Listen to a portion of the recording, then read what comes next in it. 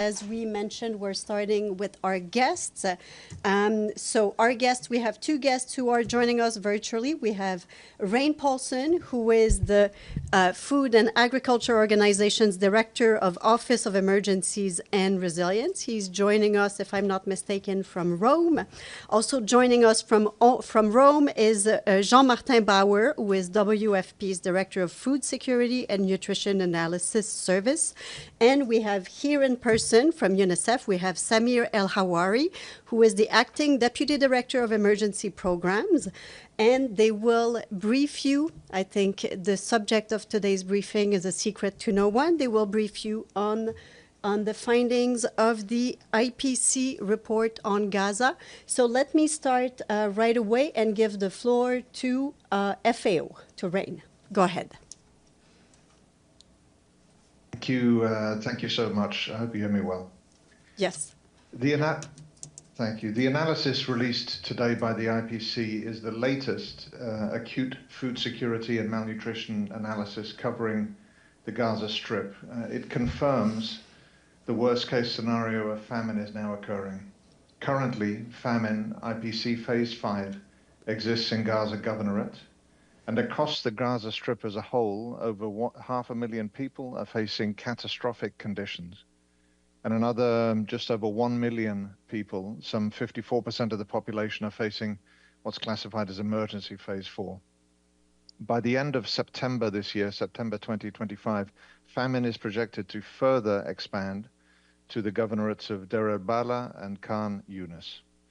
And during this period, a third of the population of the Gaza Strip, nearly 641,000 people, are expected to face catastrophic conditions, IPC Phase 5, while the number in emergency Phase 4 will likely increase to some 1.14 million people.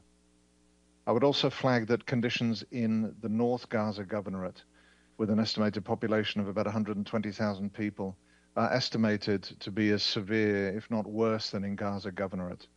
But limited data prevents classification and inclusion in the report, highlighting the urgent need for access and comprehensive assessments there also. In IPC Phase 5, livelihoods have collapsed. People's lives and futures have been lost. The social safety nets and networks have been severely disrupted. Widespread malnutrition, untreated illness, collapsing health and food systems, deteriorating water, sanitation, and hygiene conditions are all resulting in extreme conditions and excess mortalities. As a reminder, classifying famine means that the most extreme category is triggered when 3 thresholds are crossed. Those are extreme food deprivation or starvation, acute malnutrition, and that starvation-related deaths have also passed the emergency threshold. The latest analysis now affirms, on the basis of reasonable evidence, that these criteria have been met. And just by way of comparison, the IPC special snapshot, which was released in October 2024, so almost a year ago and a year into the conflict, had people in catastrophic conditions numbered at some 133,000. Today, and through the projection period to the end of September, this number is estimated to reach, as I said, over 641,000 people. A few points quickly on drivers. The first driver, the key driver, of course, is conflict, the first cause of the famine. Alternating periods of escalation and limited periods of reduced intensity, as well as intensification of tensions and civil unrest, are likely to persist at least through September, the period covered in the projection for the report. Displacement and restricted access are 2 other key drivers, and my colleagues online may speak more to those points. I wanted to highlight in a bit more detail the fourth key driver, which is the collapse of food systems as outlined in the analysis. FAO has been continuously monitoring the status of food systems in Gaza, with the most recent assessment revealing that 98.5% of cropland has either been destroyed or is now inaccessible for cultivation. Livestock has been decimated and fishing activities are banned. Much of the infrastructure essential for the flow and storage of food imports has been severely damaged or destroyed. and this in a place which was previously self-sufficient in many food commodities. The agriculture sector has been decimated and local food production halted, leaving people almost entirely dependent on food aid. Cash is critically scarce, and soaring market prices have rendered the limited food that is available unaffordable for most households. Since mid-March, access to both humanitarian and commercial supplies of food and other essential goods, including water, medicine, shelter, and fuel, has remained critically restricted. Let me just say that in terms of process, having shared some of the headline findings, that this latest IPC analysis was conducted by 50 experts from 19 organizations. It looked at the period with data and information available from the 1st of July through to the 15th of August, which was the cutoff point, analyzing both the current situation and also giving projections through the 30th of September this year. The IPC analysis for the Gaza Strip followed all 13 IPC protocols and the guiding principles that are fully articulated in the technical manuals, and it applied standard IPC quality assurance mechanisms to ensure technical rigor and neutrality of analysis. The Famine Review Committee, composed of world-leading experts in the areas of food security, livelihoods, nutrition, and health, was activated on the 4th of August and conducted an independent review to ensure that technical rigor and the neutrality of the analysis before the results that you now see online were confirmed and communicated. IPC partners have been monitoring the food security situation in the Gaza Strip with real concern since late 2023 and repeatedly warned about the catastrophic food security situation created by the conflict and its escalation. In fact, this is the 6th IPC analysis produced over the last 22 months. IPC partners have warned of famine risk in the Gaza Strip throughout 2024. And the IPC alert on the 29th of July this year already indicated an acceleration of the descent towards famine, with acute malnutrition breaching IPC Phase 5 thresholds, and the predicted scenario that has been validated today.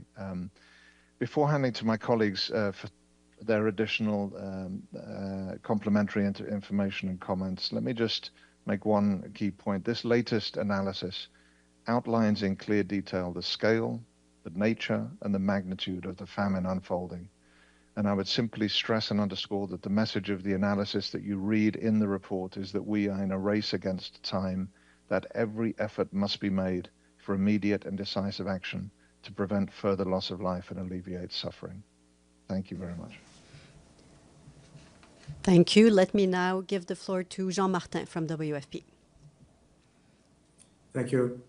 I'd like to compliment my colleague Rein by saying that since the end of 2023, various IPC analyses have talked about a risk of famine. Famine is no longer a risk in the Gaza Strip. It's become a reality in Gaza Governorate, according to this release. Now, what we have is extreme food deprivation, widespread acute malnutrition, and starvation-related deaths, and that should all make us pause. I would say that this is when a famine is confirmed, it also means that we're not just in an extreme food crisis. It means we've crossed a tipping point. We're not in a mathematical problem where we can say that X money or X $1 million or Y trucks will solve this problem. The problem becomes much more complex, especially in the case of the exponentially rising number of people facing malnutrition. I know my colleague from UNICEF will elaborate on that. IPC is the most rigorous system we have. It's consensus-based. Its classification is based on the best possible evidence. What I would like to stress is one of the recommendations from the FRC. The FRC also released a report at the same time as the IPC snapshot, according to which we need to safeguard data systems. We need to safeguard information systems in Gaza, because these are the systems that produce the evidence that we will need to understand the situation on the ground and to guide the humanitarian response. It is vital to ensure that the data keeps flowing and that we continue having information from the ground in Gaza. What we're witnessing right now is the most significant deterioration of food security conditions and nutrition conditions since the IPC began its analysis of Gaza. Since the IPC itself was created more than 20 years ago, this is only the 5th time that there's been a famine confirmation. There was a 2011 in Somalia, 2017 in South Sudan, 2020 for South Sudan again, and then in 2024 for Sudan. So this is an historic moment. We also have 2 concurrent famines, Gaza and Sudan. So to have 2 famines at the same time, that's something that's absolutely unprecedented. And what this also constitutes is the first famine that has been confirmed in the case of the Middle East. What we have in Gaza right now demands a response on a scale and urgency we have not seen before. Thank you. To Samir from UNICEF. Okay, thank you. Can you hear me okay? Yes. Yeah. Okay, thank you, and thank you, Rein and Jean-Martin. As my colleagues have highlighted, the IPC's confirmation of famine conditions in Gaza Governorate and its projections of its spread really mark a tragic and devastating milestone for children. Within this humanitarian emergency in Gaza, there's a real child survival crisis. We're seeing malnutrition accelerating at a catastrophic pace, and for many, far too many children, it's already too late. We've been warning for months that the denial of humanitarian assistance would push children in Gaza to dangerous levels of food poverty. The signs were unmistakable. Children with wasted bodies, too weak to cry or to eat, babies dying of hunger and preventable disease, and parents arriving at clinics without enough food to feed their children. Today's report confirms our worst fears, that children's diets have collapsed, with basic nutrition out of reach for most. The consequences are immediate, with wasting, disease, and in far too many cases, death.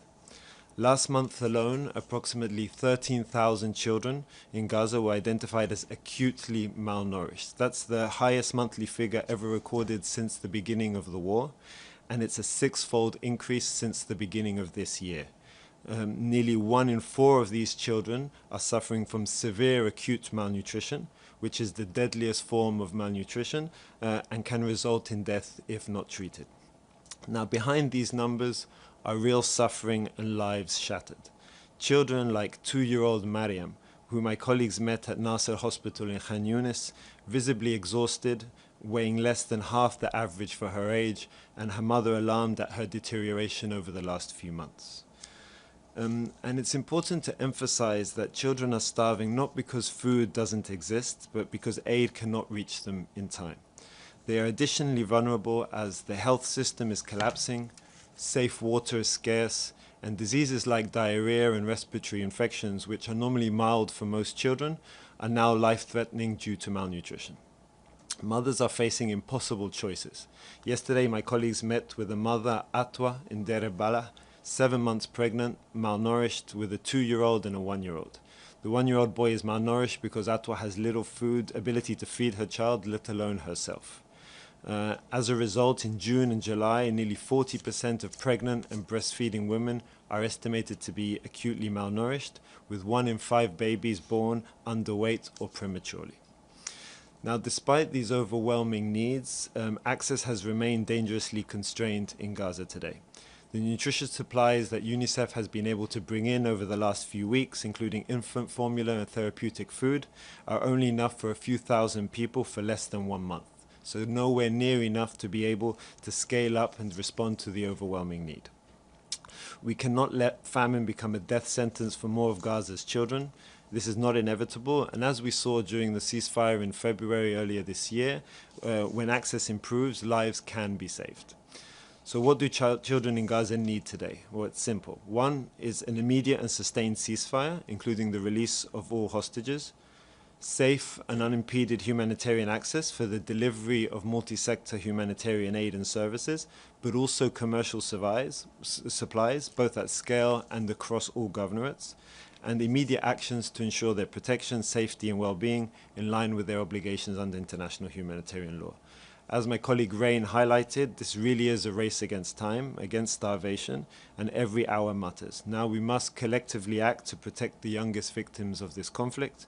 Their survival ultimately depends on the political will to immediately avert what is a man-made crisis. Thank you.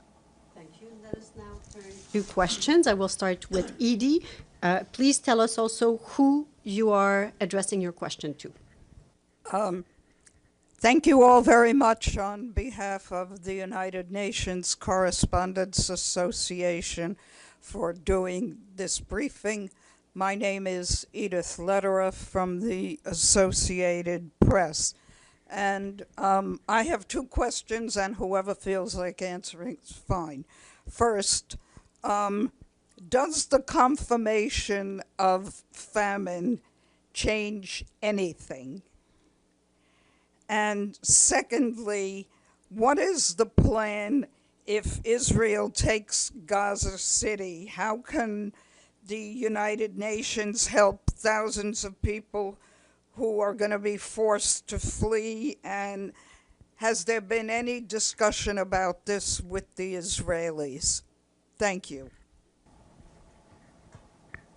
Who would like to take this one first?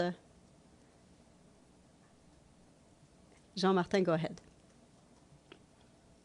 So I will get started, and hello, Edith. I'd like to say that this declaration of famine is important because it puts a number on a problem that we've talked about for a long time. This is about the evidence that we have at hand. We've talked about a risk of famine for quite some time.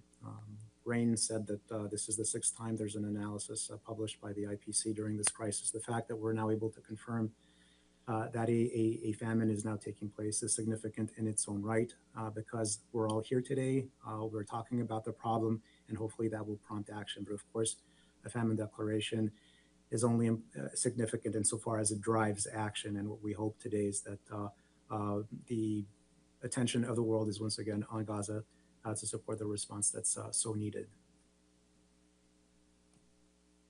Thank you. Rein or Samir, do you want to add something? Maybe if I could just quickly to say that I hope those in the room and those online and different stakeholders take time not just to read the analysis, but read also the recommendations that accompany the analysis. Reference was made to some of those already, but really to the point that Jean-Martin was making, we hope that this confirmation of famine makes a change. It needs to make a change, and the recommendations for practical actions to help avoid further loss of life are listed in the report, and we really do hope there is now a greater will to act on those. That would be what I'd add. Thank you. Yes. Thank you. Go ahead, Samir. And just to emphasize that, of course, we're concerned that potential escalations of the conflicts and violence, especially in locations where famine has been declared. As the report highlights, that most people in Gaza have already been displaced multiple times. There's very little access to services in different locations, and therefore, at the moment, we should be calling for a ceasefire and for a huge scale-up of assistance, including in Gaza City and in the Gaza government, to be able to respond to the impact of the famine. Deji? Yes, this is Shudeju with China Central Television. Today, KOGAT released a statement denying the IPC report, said it's based on partial and unreliable sources, many of them affiliated with Hamas, and blatantly ignores the facts and the extensive humanitarian efforts led by the State of Israel and its international partners. Just curious how to respond to this. And another thing is, we obviously know there's Gaza Humanitarian Foundation. They claim they have millions of meals has been distributed. Has that been taken into consideration in this IPC report, or even at the GHF efforts, the humanitarian situation is still this bad? Thank you. Who would like to go first? Go ahead. Thank you. I believe my colleague Rein was very clear about how the IPC works. It's a a system that's the gold standard in terms of international food security and nutrition analysis. The IBC has existed for decades now. It's a system that involves the analysis that involved 50 analysts around a table. The analysis and the data sources were reviewed carefully by an independent group of experts. Those experts are well known in terms of their expertise for food security, livelihoods, nutrition. And they reviewed the data and independently confirmed that a famine is taking place in Gaza Governorate. This is the gold standard in terms of analysis for food security and nutrition worldwide. All right. Can Rein or Samir, do you want to add something? If I could, maybe just quickly to say, in complement to what was already shared by Jean-Martin, I mean, the analysis, I mentioned the period of time frame in which the analysis covered. So data and information from 1st of July through to the 15th of August from a wide range of sources, including data from COGAT. All of these things were looked at and considered in the analysis using the standard protocols that were in place. Just to signal that as we looked at the analysis and as the experts reviewed that analysis, just to take one example, the food consumption, so one of these three areas that we look at, right? So the extent to which there's extreme hunger, the proportion of households across the Gaza Strip reporting very severe hunger, according to the household hunger scale, which is one of the tools that's used across the territory, doubled just in the period May to July, and for the Gaza Governorate, tripled. In fact, at some 36%. And so, what's emerging from the analysis is the cumulative effect of 22 months. And here what we're seeing is an acceleration of a number of indicators which mean that they've broken through the thresholds for classical famine definition. And so, again, this is why the call to action is so important. So, sorry, so all those data actually has already take GHF into consideration. Is that correct? Data from GHF was considered. Yes. Namo Abdullah with Rudao. I have two questions. So Israel often says that we cannot rely on data that comes out of Gaza. How can we be sure under such catastrophic conditions that you described? How can you get reliable data? And it says that most of the data comes from Hamas-run organizations. My second question is, does the report make any concrete and unequivocal recommendations for the permanent members of the Security Council, especially the United States? Thank you. Okay. Who would like to go first?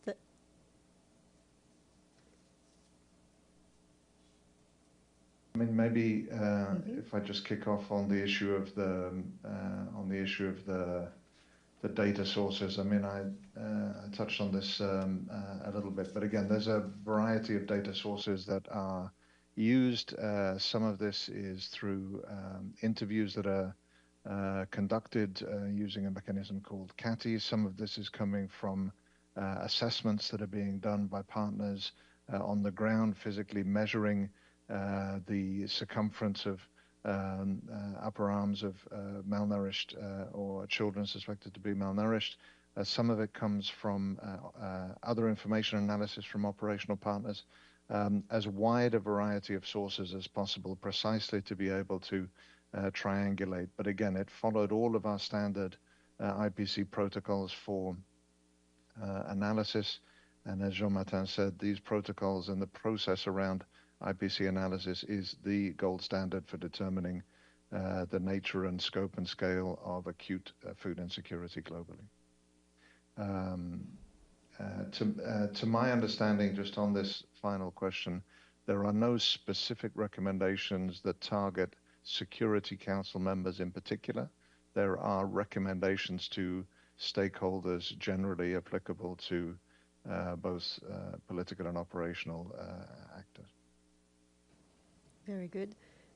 Yes, please go ahead. Maybe just on the point on the reliability of data, and maybe just to give a sense of what UNICEF has been able to collect. I mean, we have dozens of staff on the ground in Gaza. We're working with partners. We have 170 nutrition points where we carry out the screening of children. In July, we screened 139,000 children under 5 out of 290,000 in total. And that's where we have the data of the estimated 13,000 children that are malnourished. So just to give a sense of how we're able to collect the data. Very good. Let me go to Evelyn, and then we'll go online. We have a question online. Hi. Go, Evelyn. Hello, Evelyn Leopold, Jack Hammarskjöld Fund for Journalists.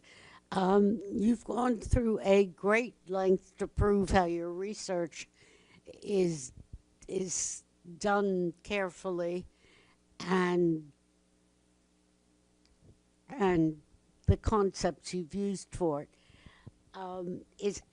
We have been hearing about the desperation of people in Gaza for quite a while. Is anyone besides Israel objecting to what UNICEF and others have produced?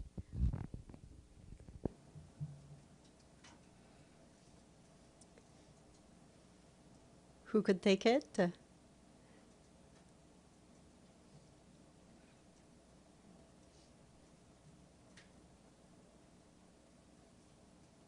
I mean, just to say, I'm not sure I'm in a position to answer who specifically is objecting to the analysis or not. Again, really the purpose of our presentation today and briefing was to make sure that you were across all of the details that came out of this rigorous analysis, what it's telling us, what the recommendations are for action, and we hope that those actions are moved upon seriously. Online, I believe we have a question from Mike Wagenheim. Mike, can you hear us? Can you turn on your camera?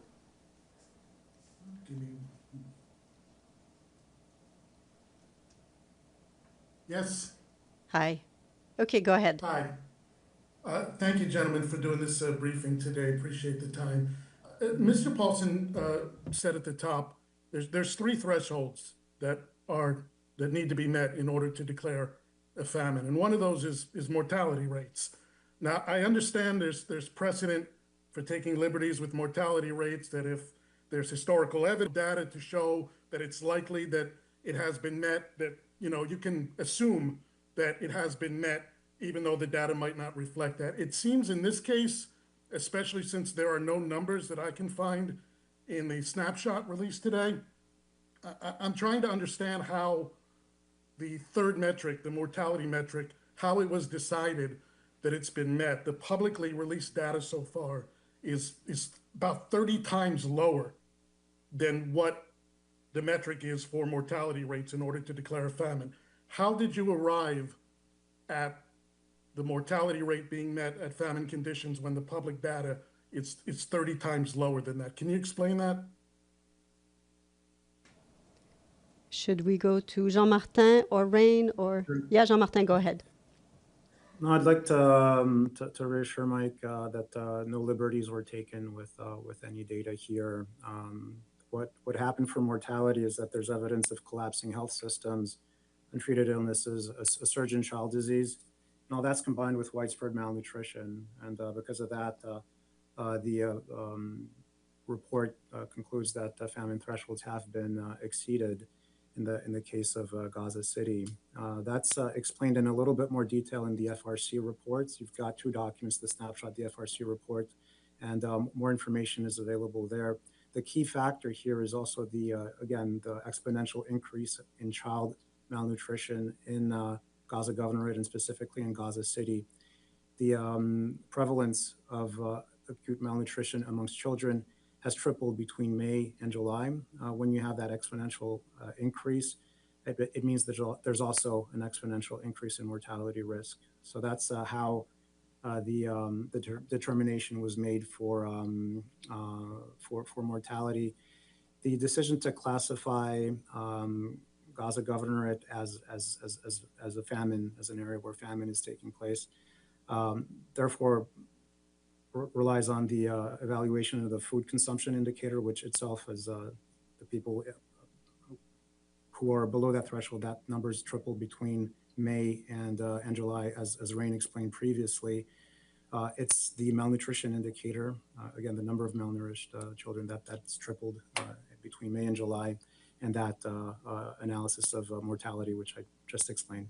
Thank you. So I just want to be clear. So what you're saying is, because there's an increase in one of the metrics, it's to be assumed that there is an increase in a different metric that are supposed to be measuring two different things. I'm trying to understand more. You said mortality risk, but that third metric is not supposed to measure mortality risk. It's supposed to measure the number of deaths that are happening, God forbid, per day. So how do you go from mortality risk to saying there are certain deaths at this rate happening every day? So Mike, the famine has been, it relies on those three indicators.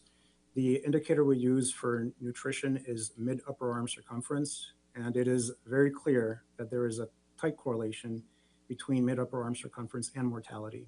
That is undisputable, it's peer-reviewed.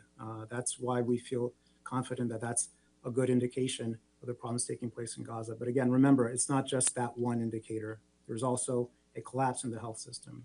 There's much more frequent incidents of untreated diseases, upper respiratory illnesses, diarrhea, things that can cause children who are malnourished to die. There's this surge in child disease. There's issues with WASH. So all these pathways lead a vulnerable population like children under 5 to death, unfortunately. And that's how the determination is made. Thank you. Very good. Let me come back to the room. I see a few more questions. Let me go to Gabriel, then here and at the back. Hello, this is Gabriel Elizondo from Al Jazeera English. Thank you very much for the briefing. This is probably for Rein or Jean-Martin, but I just wanted to get some, Rein, you spoke about the IPC and 50 experts, 19 organizations, but can you just explain to people, a regular audience, if you will, that doesn't follow this as closely as you guys do or that maybe we do, the interplay between the FRC and the IPC? Is it correct to say that the FRC essentially audits the findings by the IPC, so essentially they verify the IPC, or can you just explain that to a man on the street, if you will? Thank you. Yeah, either of you. I'm happy to say something, and Jean-Martin may well also complement, but the role of the FRC is it's very much a validation role, right? So it's to look at the analysis and the conclusions that have been done by the experts, to see if they're reasonable, to see if they're justified, to see if they're evidence-based. So there is very much a quality control function. Important to underscore that part of the design is that the FRC is an independent grouping, right? This is also intended to reassure and ensure the robustness and the credibility of anything that then is released and communicated out of these processes. But Jean-Martin, you may want to add something to this. No, that's absolutely right. This is all about governance, and the FRC's role is to be the quality control mechanism of any analysis of this type. Famine is very significant. It's not something that's done, that's declared or confirmed lightly, and therefore what the FRC does is assess the plausibility of the work that the analysis team has produced. So it has this vital role in the governance of the IPC to ensure that the results are robust, that the work is plausible, and that we come to the public with the best information possible. Yeah, Nizar Aboud of Al Mayadeen Television in Beirut. My question is regarding the children who are in crisis, in malnutrition crisis. You mentioned 13,000 of them are at risk. How many of these do you expect that they cannot even survive after food reaches them? And is there any mitigation of the crisis since the bridge has been established from Cyprus into Israel? This? Sure.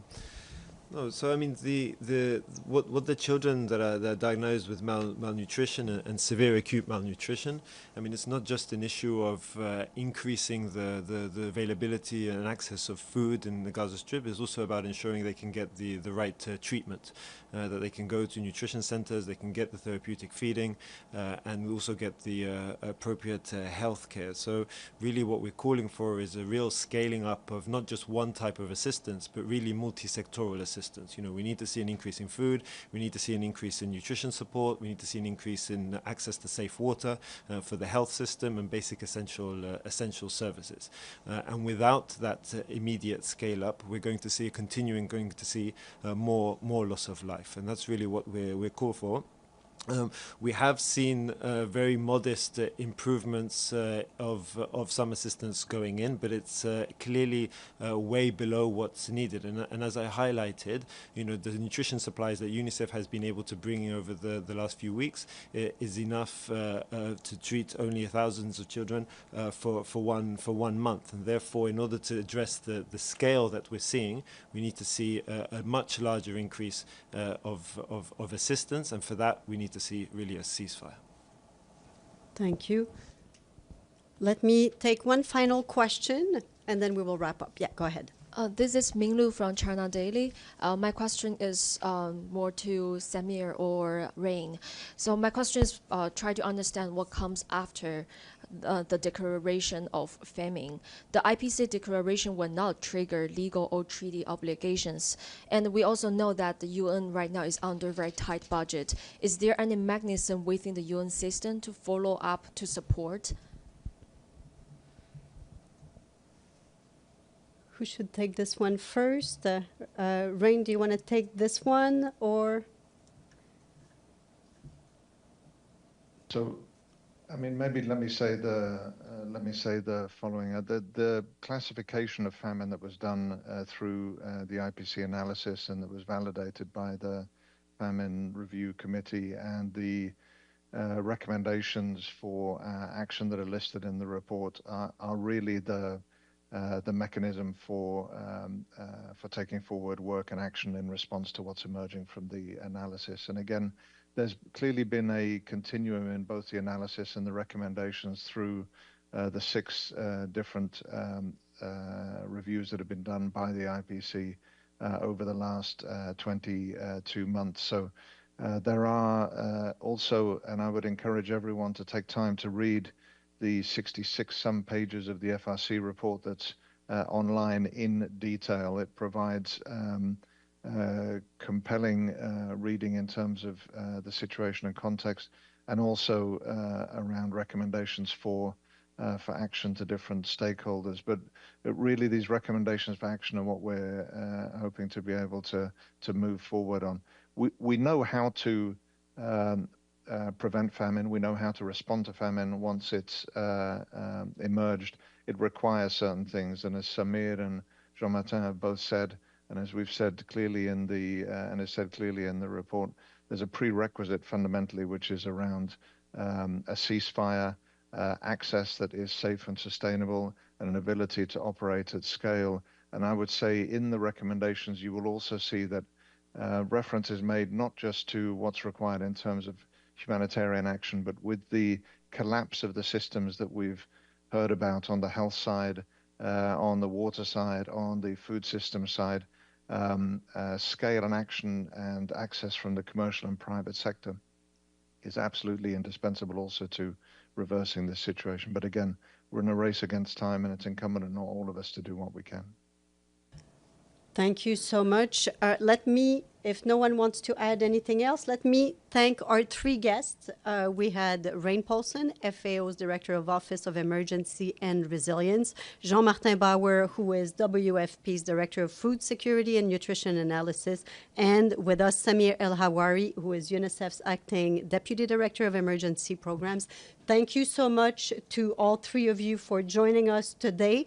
Thank you for being here. If you haven't done so yet, go online. The report is there. Read it. And Daniela will be here in a few minutes to do today's noon briefing.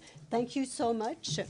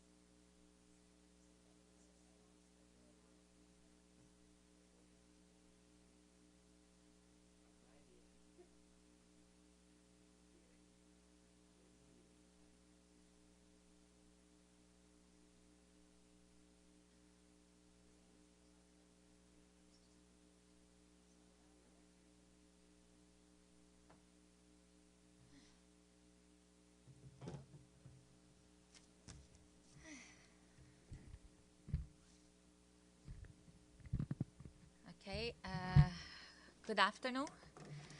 I'm not going to introduce myself again. We're going to get through it yesterday, so I'm just going to start with some notes. In a statement issued early this morning, the Secretary General said that just when it seems there are no words left to describe the living hell in Gaza, a new word has been added: famine. This is not a mystery, he said. It's a man-made disaster, a moral indictment, and a failure of humanity itself. The Secretary General noted that famine is not only about food.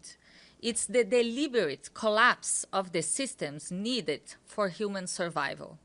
He pointed out that people are starving, children are dying, and those with the duty to act are failing. The Secretary General said that as the occupying power, Israel has unequivocal obligations under international law, including the duty of ensuring food and medical supplies of the population. He stressed that we cannot allow this situation to continue with impunity. No more excuses, the Secretary General said, adding that the time for action is not tomorrow, it's now. He emphasized that we need an immediate ceasefire, the immediate release of all hostages, and full unfettered humanitarian access. There have been also several other statements on this, including from our Emergency Relief Coordinator, UN agencies, and our UN High Commissioner for Human Rights. All of those statements and material is available online. And now on the humanitarian side, our colleagues at the Office for the Coordination of Humanitarian Affairs remind us again today that civilians are bearing the brunt of this war. As the strikes continue to intensify across the Strip, casualties are flooding hospitals' emergency departments. We and our partners continue to warn of the catastrophic consequences that the intensification of the ongoing offensive in Gaza City would have for civilians. Overnight and into today, multiple strikes were reported in the Jabalia al-Balad and An-Nazla neighborhoods. Our partners monitoring population movements in the Strip say that as a result, about 900 people reportedly left heading towards the Sheikh Radian neighborhoods and western Gaza City. Once again, we remind parties to the conflict of their obligations under international law to protect civilians, including humanitarian workers and those who cannot or choose not to move. As we have said before, those fleeing must be allowed to do safely. They must also be allowed to return if they wish to do so, as the situation allows. OCHA reiterates the urgency of ensuring people have access to aid and basic services, whether they leave or stay. Supplies must be allowed to enter Gaza through all available crossings and corridors. We and our humanitarian partners must have safe, predictable, and sustained access to deliver aid at scale to people in immense need of assistance. Our colleagues working on health remind us that nearly half of all hospitals and field hospitals are located in Gaza City and account for 40% of the total inpatient bed capacity in all of the Gaza Strip. Expansion of military operations would further cripple the collapsing healthcare system. Many medical facilities in the south are operating several times over the bed space capacity. Partners stress that access to healthcare must be immediately restored to avert more preventable deaths. And today in Japan, the Secretary General delivered remarks on the occasion of the UN Special Day at the Expo 2025. He said that the United Nations touches our lives every single day. Every day, he said, the UN provides food and assistance to more than 150 million people supplies vaccines to 45% of the world's children, and supports elections in more than 50 countries. The Secretary General highlights the importance of the reform. He added that he launched the UN 80 initiative to help ensure that the 80th anniversary of the UN is not only a moment of reflection, but a catalyst for reform and renewal. Mr. Guterres visited some pavilions at the Expo 2025, including the UN pavilion, and he expressed his gratitude to the UN staff there and volunteers, as well as to Japan and the host country. He will be back in New York tomorrow, Saturday. And here in New York as well, this morning, Mata Pobi, the Assistant Secretary General for Africa, briefed the Security Council on the situation in the Democratic Republic of the Congo. She noted encouraging progress in recent months, notably the signing of the peace agreement between the DRC and Rwanda, as well as the declaration of principles between the government of the DRC and the M23. She expressed appreciation for all the efforts of the United States and Qatar to bring peace to the DRC. She also noted the efforts of the East African Community, the South African Development Community, and the African Union, adding that the UN is providing support where needed. Regrettably, Mr. Pobi said, the evolution of the security situation on the ground has not matched the progress achieved on the diplomatic front. She told Council members that the number of civilian casualties has risen dramatically. Humanitarian workers are risking their lives to provide limited assistance to a population whose needs continue to grow. Conflict-related sexual violence persists amid general indifference. The forced recruitment of children continues. At this critical moment for the country and the region, Ms. Pobi said it's vital that the Security Council place its full weight behind current peace efforts and exerts its influence to ensure respect for all and compliance with Resolution 2773. All parties must live up to their commitments and obligations. She concluded that while the situation on the ground remains dire, there is every reason to hope that with the genuine engagement of the parties and the concerted support of the international community, peace for the people of the Eastern DRC is possible. And also on the Security Council yesterday afternoon, as you know, there was a briefing on the UN support mission in Libya. Hamatet, the special representative of the Secretary General for Libya and head of the mission, briefed Council members, mentioning that 26 Libyan municipalities successfully went to the polls on 16th of August in spite of some significant challenges. She called on all candidates to accept the election results as the choices made by their voters. Ms. Tete pointed out that the economic situation in Libya remains dire and the security situation in the country also remains volatile, with increasing militarization of all sides. She urged representatives of both sides to resolve their outstanding issues through dialogue and not to make demands to each other that could amount to provocation. Both remarks have been shared with you, the ones on Libya and also the ones on the DRC. And the World Health Organization and the World Meteorological Organization today published a joint report and guidance highlighting the growing global health challenges posed by extreme heat on workers. The report notes that as climate change drives more frequent and intense heat waves, many workers who are regularly exposed to dangerous heat conditions are already feeling the heat impacts of rising temperatures. WMO noted that 2024 was the hottest year on record. Daytime temperatures of more than 40 degrees Celsius and even above 50 degrees Celsius are becoming increasingly common, a clear indication that immediate action is needed to address the worsening impact of heat stress on workers worldwide. The report is available online. And I have a senior personal announcement for you.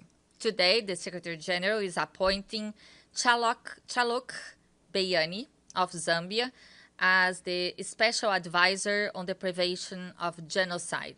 He succeeds Alice Nderitu of Kenya, to whom the Secretary General is grateful for her services. The Secretary General also wishes to extend his appreciation to Virginia Gamba, former Special Representative of the Secretary General for Children and Armed Conflict, and Pramila Patten, Special Representative of the Secretary General on Sexual Violence and Conflict, who have been serving as acting Special Advisor on the Prevention of Genocide. Ms. Patten will continue to serve as acting Special Advisor until Mr. Beyani assumes his position. Currently, an associate professor of international law in the Law Department of London School of Economics and Political Science, Mr. Beyani brings practical legal, diplomatic, and political experience in international law and human rights, including national constitutions and treaty making. There's more information online.